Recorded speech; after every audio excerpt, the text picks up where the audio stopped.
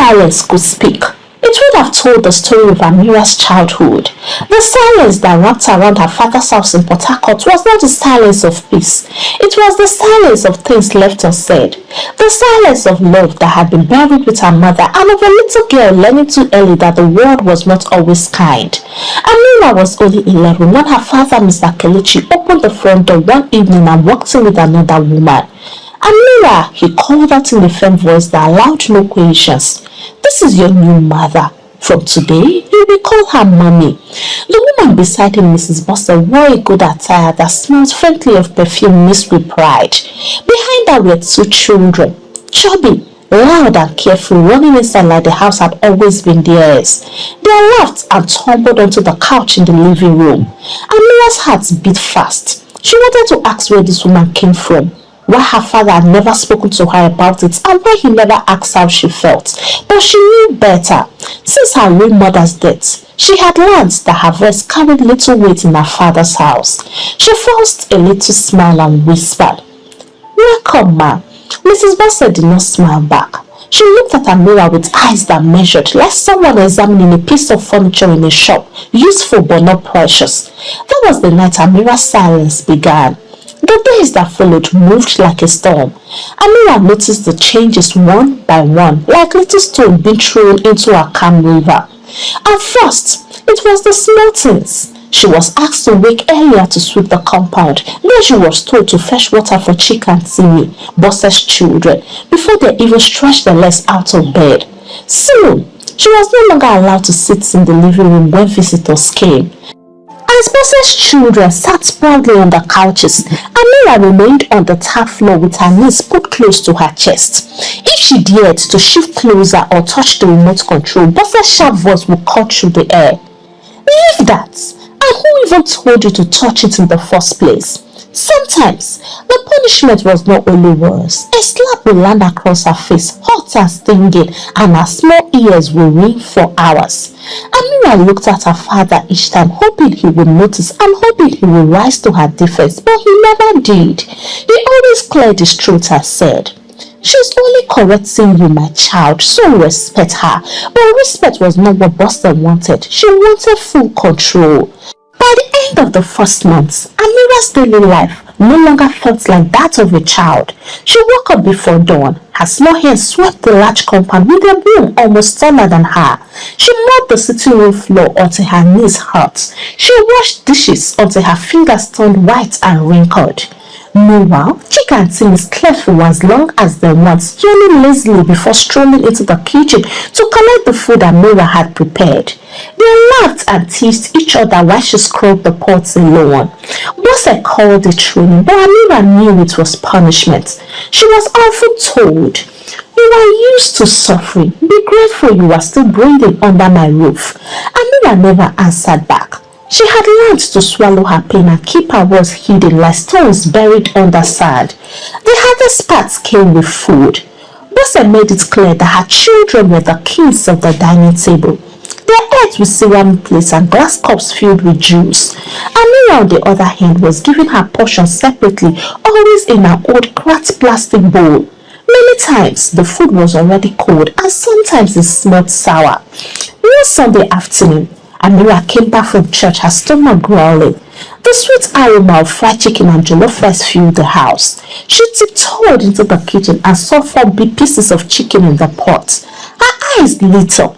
She smiled faintly, thinking maybe she could taste just a little spoon of rice without even touching the meat. She stretched her hand towards the pot. Suddenly, a voice called through the air like thunder. "So, now you are stealing, right?" Amira froze. Her hand trembled. She turned and saw Bosse standing at the kitchen door with her eyes burning with accusation. "I wasn't stealing, ma. I just thought..." The slap landed before she could finish. It was hot, heavy, and filled with hatred. "You thought what? That you have the same right as my children? You dirty thing," Bosse shouted, dragging Amira by the ear. Amira winced in pain as she was pulled to the back of the kitchen. "There," Bosse pointed at an old bowl of food from 2 days ago, already smelling faintly of rot. "Eat this. That's your own, useless girl.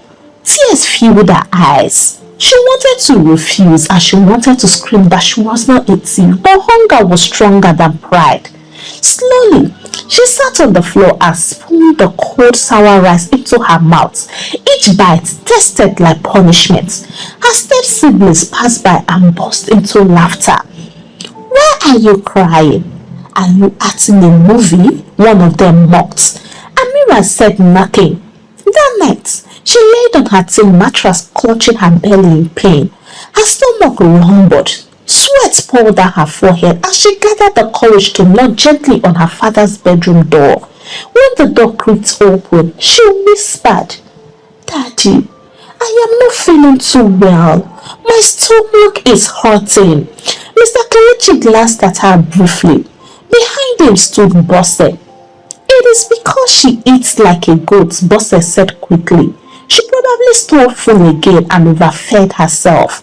Mr. Kelechi sighed deeply, then shut the door in her face. Amira crawled back to her room disappointed, and that night she slept in pain, hugging herself like a rejected puppy. The next morning, before the sun was fully awake, "You better get up and wash the toilet," was what she woke up to. Amira stood up slowly with her stomach still hurting and her heart heavier than before. She picked up a bucket and brush, limped to the bathroom and started scrubbing. Meanwhile, Chika and Timmy slept peacefully on their beds, stretching lazily. By the time they woke up, Amira had already laid out their uniforms and packed their school bags. "Why does she do everything for us?" Timmy once asked, laughing as he yawned. "Because she is used to suffering," Bosse replied coldly. "God created some children to serve others." Amira heard those words clearly. They cut deep, but she buried them inside along the many wounds she never showed. One Saturday, while scrubbing the kitchen floor, she looked up when her father entered. Her heart beat with hope. "Daddy, can I rest a little? My legs hurt," she whispered timidly. Before Mr. Kelechi could answer, Bosse appeared from behind. "What rest? Lazy girl. Do you think life is easy?" Then she turned to her husband. "My dear, if you allow her to rest, tomorrow she will become useless. This is how to train a child. Leave her for me." Mr. Kelechi sighed and shook his head slowly. "Respect her, Amira. She's your mother now. She's only training you." Those words sank into Amira's chest like heavy stones. Training? This didn't feel like training at all. It felt like punishment and rejection. As the days blurred into each other, Amira walked, stayed quiet, and tried not to feel. She noticed little changes in herself. She no longer laughed at the silly things her classmates joked about in school. She no longer looked forward to coming home after classes, and she no longer hummed the songs her grandmother once taught her while cooking. Something inside her was slowly shutting down. One particular evening stayed with her forever. The family had visitors again. The sitting room was full of chatter. Chika and Timmy danced in the middle of the room, showing off their new clothes. The visitors clapped and cheered. Amira in her faded dress stood by the corner with her hands folded, waiting for someone to at least notice her. One of the visitors asked casually, "Kelechi, is this also your child?" Before her father could reply, Bosse laughed loudly and said, "Oh, that one? She's just here helping us. She's not like the others." The visitors chuckled awkwardly and continued eating. That word broke Amira's heart. She wanted to run outside and cry, but she stood still because she had learned not to cry in front of people. Tears were now her private language, spoken only on her tin mattress at night. By the time she lay down to sleep that night, hugging her pillow, her mind replayed every moment of the day. She's not like the others. Her heart felt heavy. She whispered to the darkness, "Mama, if you can hear me, why did you leave me here?" At school, her classmates noticed the change. "Amira, why are you so quiet these days?" one of them asked. She forced a smile. "I I am so fine, thank you. But she wasn't fine. Teachers shook their heads at her fading energy. Once a lively girl who answered questions with confidence now kept her head low, afraid of attention. When the bell rang, most children ran home excitedly, but Amira dragged her feet, knowing that her home was no longer a refuge. And each time, she always asked herself, does Daddy even love me anymore? The day she turned 12 became unforgettable, not because of joy, but because of pain. She woke up that day feeling happy. Her heart held a tiny hope. Maybe, just maybe, my father will say, "Happy birthday, my daughter," or maybe there will be a little cake, the way my mother used to bake with love. But the house told a different story. The only voice that greeted her was Boss's sharp back. "You, Amira, get up quickly. The gutters outside are blocked from yesterday's rain. Go and clean them before they smell." Amira's smile vanished. She sat slowly on her bed. She whispered, "Mama, if you can hear me, it's my birthday, but you left too early. Can you see that no one can actually take care of you, Amira? I miss you. I miss the happy birthday song that would have woken me up today with your warm hugs and prayers. It is really well." She went outside. The gutter was filled with black stinking water. Dead leaves floated on the surface and mosquitoes buzzed around. She bent down and began scooping the smelly mess with her bare hands, dropping it into a rusted pan. Each scoop splashed against her skin. The sun grew hotter, beating down on her small frame, but she continued working. Inside the house, laughter rang out. Chika and Timmy were playing Ludo, and a plastic tray sat beside them with slices of birthday cake. Not Amira's, but a leftover from a neighbor's child's celebration the day before. "Do you want the last piece?" Chika asked her brother. "No, I am full," Timmy replied, pushing it aside carelessly. The untouched slice sat there while outside Amira's stomach growled in hunger. She lifted her head briefly and looked through the window. She saw them laughing. She saw the cake, and for a moment her eyes lingered on the sweetness she knew would never be hers. A tear rolled down her cheek, mixing with the dirt on her face. She whispered, "Will I ever taste sweetness again? Mama, but why did you leave me? No child deserves this." Then she bent her head and continued scooping the foul-smelling water, her tears falling silently into the gutter. By evening, her body ached from bending all day. Her fingernails were black, her dress stained, her back sore, but she dragged herself inside, hoping that someone would say, "Well done, Amira," but no one looked at her.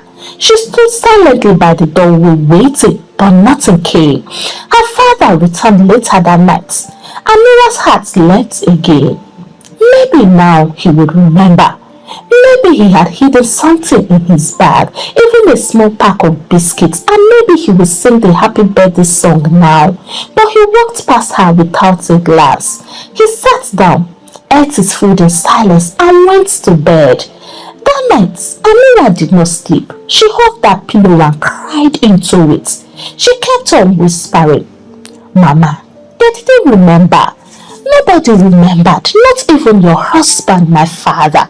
The pillow carried no answer, but she hugged it tighter, as if squeezing it would squeeze her mother's spirit back to life. She thought of how her mother used to kiss her forehead and say, "Amira, you are my sunshine." Now, the only thing that touched her forehead was Boss's hand when it slapped. Her stomach growled loudly, reminding her she had not eaten since morning. She wiped her tears with the corner of her dress, stood quietly and tiptoed to the kitchen. She opened the pot on the stove. It was empty. Not a single grain of rice remained. She drank 2 cups of water, holding her stomach with her small hands. Then she turned to her bed, curled into a ball and whispered to herself, "Amira, happy birthday." The next morning, she woke before dawn as usual. Her stomach was empty, but she knew better than to expect food. Bossa shoved a small bowl of curry at her. "Drink that," she said flatly. "Don't waste a pinch." Now tell me, who drinks curry for breakfast? And worst of it all, it was so empty. Amira forced a few more spoons down. Her throat burned, her stomach churned, but she kept on swallowing. Anything was better than nothing. By the time she reached school, her legs already felt weak. The morning classes dragged on. Rose danced on the blackboard, but Amira's eyes blurred. Her head grew heavy. She tried to copy notes, but her hand shook. Amira, what's the answer to question 3? Her teacher asked suddenly. She stood up slowly, her vision swimming. Her lips opened, but no words came out. A sharp wave of dizziness washed over her, then everything went blank. Amira! Amira! Her classmates shouted, rushing to her side as a small body hit the floor with a dull thud. Books scattered, cheers cracked loudly, and the class erupted in panic. 2 girls found her frantically with exercise books, and within minutes the school nurse arrived, lifting Amira gently onto a stretcher. She has fainted, the nurse said quickly, probably from hunger. The word hunger hung heavy in the air. The other children stared in silence, and their laughter was replaced by pity. When Amira opened her eyes, she was in the small school clinic. The nurse asked her, "When last did you eat properly?" Amira looked away ashamed. She wanted to answer, but her voice refused to come. Minutes later, her father arrived. His face was tight and his steps quick. Amira's heart leapt with fragile hope. Maybe now he would see. Maybe he would hold her hand, ask what was wrong, and take her pain seriously. But his words cut deeper than hunger itself. "Why are you so weak, Amira?" he scolded. "Can't you be strong like your mates?" Amira stared at him through swollen eyes with her lips trembling. She wanted to say, "Daddy, yesterday was my birthday and I didn't eat anything, only for me to wake up this morning to sugary." She wanted to still say, "Daddy, I am dying inside, can't you see it?" But she remained silent. The nurse cleared her throat carefully. "Sir, this child needs proper food. She's really malnourished." Mr. Kelechi nodded without looking at his daughter. "Thank you, nurse. I will handle it." Those were the words that followed Amira home. When they entered the compound, Bossa was waiting at the door with her hands folded and her face set like a stone. "So, what happened?" she asked coldly. "She fainted in school," Mr. Kelechi replied flatly. Bossa threw her head back and laughed mockingly. "Did I not tell you? This girl is a drama queen. She eats and eats, yet pretends like the world is ending." Mr. Kelechi shrugged. "Then, don't feed her again. Let her learn." Amira's chest tightened. The words stabbed deeper than any slap. "Don't feed her again," from her own father's mouth. That night, there was no food for her, not even scraps. She waited by the kitchen door as Bossa dished steaming food into her children's plates. The aroma filled the air, making her stomach twist painfully. She stepped forward timidly with her voice trembling. "Please, ma, can I?" "Get out!" Bossa barked before she could finish. "Didn't you hear your father?" Amira backed away crying. She went to the backyard, turned on the tap and drank water greedily, gulp after gulp, trying to quiet the beast inside her belly. But water is not food. Her stomach groaned louder. She lay on her bed, calling into herself and pressing her hands against her ribs. She whispered to herself, "Be strong, Amira. Be strong." At school the next week, whispers followed her. "That's the girl who fainted. She's too skinny. Her father's new wife doesn't take care of her." Amira lowered her head with shame covering her like a cloak. She walked past them silently, but inside she was no longer just hungry. She was broken. The next morning, it was raining cats and dog. Bossa said to her, "Amira, take this bottle. Go and buy kerosene. If you delay, don't bother coming back here." Amira picked up the empty bottle, stepped out into the damp streets. Each step was heavy, but she hurried, knowing that Bossa's anger would be worse than the rain. the kiosk by the junction, a kind-faced woman sat on a wooden stool. She looked up when she saw Amira standing quietly with the bottle in her hand and her eyes cast down. "My child," the woman said gently, "why are you out in this rain? Where is your mother?" "She is dead, ma," Amira replied with a voice barely above a whisper. The woman's face softened with pity. "No wonder you are this thin." She reached into her purse and brought out a folded note. "Take this 100 naira," she said, pressing it into Amira's palm. "Buy something to eat. You look like you haven't had food in days." For a moment, Amira's heart leapt. She could almost taste it already. Puff puff, akara, or even just bread. Her stomach grumbled loudly, betraying her hunger. But then fear drowned the hope. She looked at the kerosene bottle in her hand and imagined Boss's face if she ever returns late. She swallowed hard, handed the note back gently and whispered, "Thank you, ma, but I need to buy the kerosene now." The woman frowned. "Are you sure? At least eat something first." Amira shook her head. "If I don't take the kerosene home now, I'll be beaten mercilessly." Her small voice broke something inside the woman's chest, but Amira turned quickly, paid for the kerosene, and walked back into the rain. When she got home, Bosse snatched the bottle from her hands immediately. She sniffed it suspiciously. "Did you drink from it?" she snapped. Amira's eyes widened. "No, ma. Who drinks kerosene, for God's sake?" Bosse was mad and at the same time surprised at our audacity. She landed her hand on her left cheek. "You are becoming bold, Amira. Maybe I should send you to the village because I am tired of feeding a winch." Amira's lips trembled, but she said nothing. She bent down, picked up the rag and began cleaning the wet footprints on the floor. That night, her body betrayed her again. The sharp stomach pains that had started days ago grew worse. She clutched her belly, trembling as waves of nausea hit. Crawling to the bathroom, she vomited violently. To her surprise, she vomited blood. She froze. Her small hands were shaking.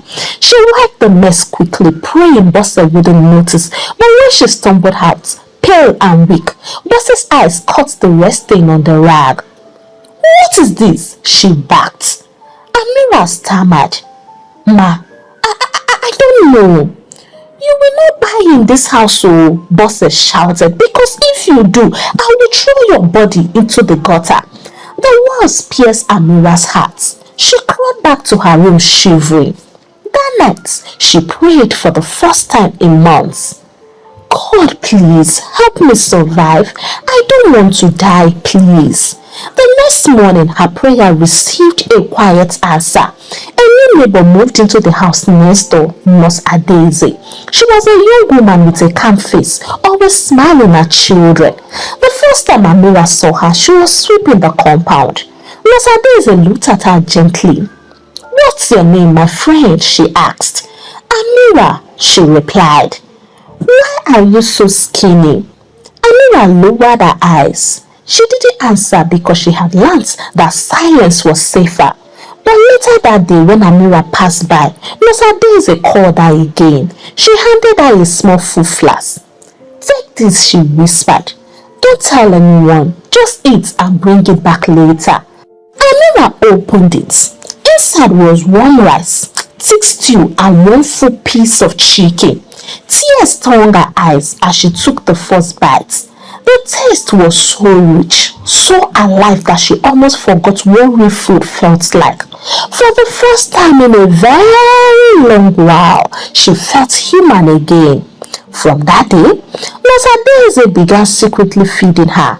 Sometimes it was bread and egg, sometimes pap with akara, and sometimes eba with correct soup, and she started to believe that God had finally heard her prayers. But in Bosse's house, good things never stayed hidden for long. One evening, as Amira bent over to arrange her bed, Bosse's eyes caught something shiny beneath her bed. She pulled it out. It was an empty food flask. Bosse's face darkened. "So you have been sneaking food from strangers," she shouted. "No wonder you are adding weight. Are you a beggar now?" Before Amira could speak, the belt lashed across her back. Once, twice, again and again, until her skin burned and bled. "You think you are smarter than me, useless witch," Bosses spat. Amira called into herself, biting her lips to keep from screaming. The next day when she returned Nurse Adaize's flask, her arms still bore fresh bruises. She tried to hide them, but Adaize noticed. Her eyes softened with concern. She reached out gently. "Amira, who did this to you?" Amira told her everything in tears and then concluded with, "Please, ma, don't tell anyone. She will kill me." Adaize's heart broke. She pulled Amira close, hugging her carefully. "Listen to me, my friend. You are not useless and you are not a beggar. You are precious." The words felt strange to Amira's ears, like a song she had forgotten. She wanted to believe them, but fear still held her tightly. Nurse Adaize made a decision in her heart that something had to be done. The next morning, the compound was alive with activity. Children ran about in the new washyard, chasing each other and their laughter echoing, but Amira was busy. From the corner of her eyes, she saw Nurse Adaize standing at her gates. The young woman had been watching quietly, her eyes soft with concern. "Amira," she called gently. Amira lifted her head slowly, her eyes darted nervously towards the house, afraid Bosse would hear. "Yes, ma," she whispered. "Come here." She hesitated. If Bosse saw her leaving her work, the punishment would be severe. But something in Nurse Adaize's smile felt safe. She walked timidly to the fence. "You have been working since morning," Adaize said softly. "Have you eaten today?"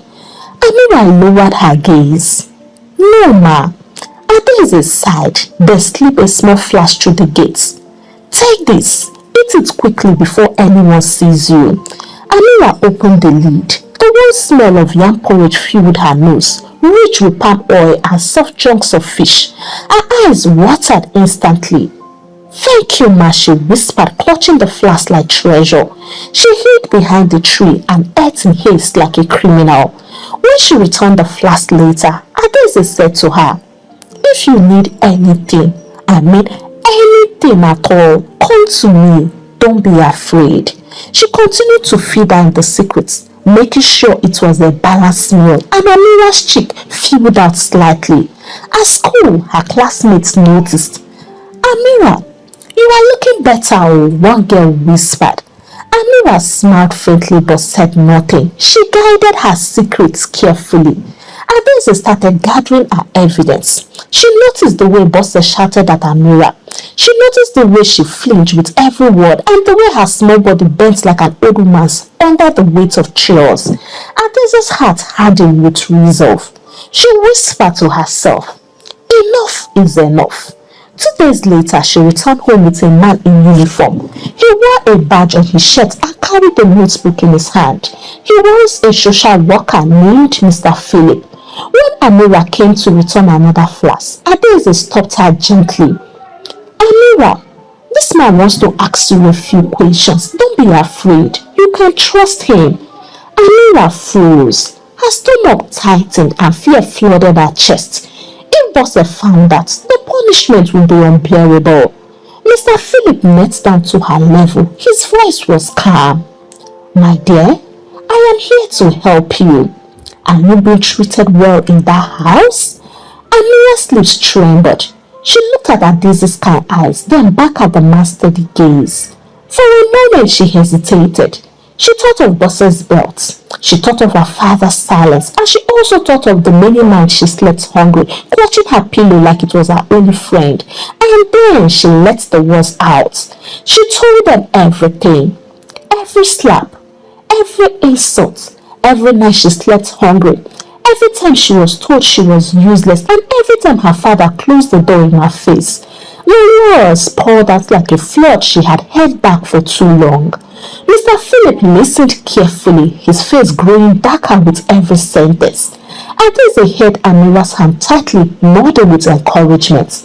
When she finally stopped, Mr. Phillips said firmly, "Don't worry, you are safe now." When she got home, her heart was pounding.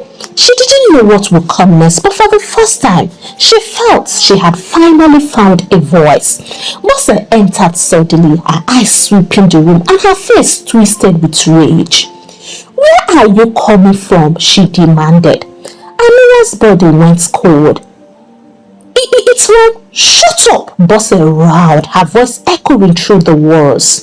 "So you are now grown under my roof?" Before Amira could move, the belt was in Bose's hand. The first lash landed across her back. Hot fire spread across her skin. The second lash cut deeper. "Ungrateful witch," Bose shouted, the belt rising and falling. "Do you want people outside to think I don't treat you well? Do you want to disgrace me? Answer me." Tears spilled down Amira's cheeks. She curled into herself on the floor with her arms covering her head, trying to shield her fragile body from the blows. But the belts kept on coming again and again. By the time Bose stopped, Amira's dress was damp with sweat. Bose threw the belt aside, panting. "If I ever see you with that woman or take food from her again, you will not live to regret it." She stormed out, leaving Amira trembling on the floor, but she wasn't entirely sad because she knew she wasn't completely alone now. The next day, there was a knock at the gates. Bose's sharp voice rang out. "Who is that?" The answer came calmly. "Social welfare." The compound shifted into silence. Bose froze as she turned and shot Amira a glare that only communicated, "If you are behind this, then it is over for you." Moments later, Nurse Adeze entered with Mr. Philip, the social worker. He was not smiling this time. His face was set, and two uniformed officers followed quietly behind. "Good morning," Mr. Philip said firmly. "We are here for the child." Bose laughed nervously, her hairs flying to her chest. "What child? You mean Amira? She's fine. Don't listen to lies and gossips. She eats, she sleeps, and she..." "Enough!" Mr. Philip cut in. "We have heard everything and we have all the evidence. This child is leaving this house this very minute." Bose's face twisted in panic. "But she is mine to train," she said. "She is my stepdaughter and I don't treat her differently from my children. I only discipline her when necessary." "Discipline is not abuse," he replied sharply. "Starving a child, beating her until her skin bleeds, and calling her a witch is cruelty, and everything ends now."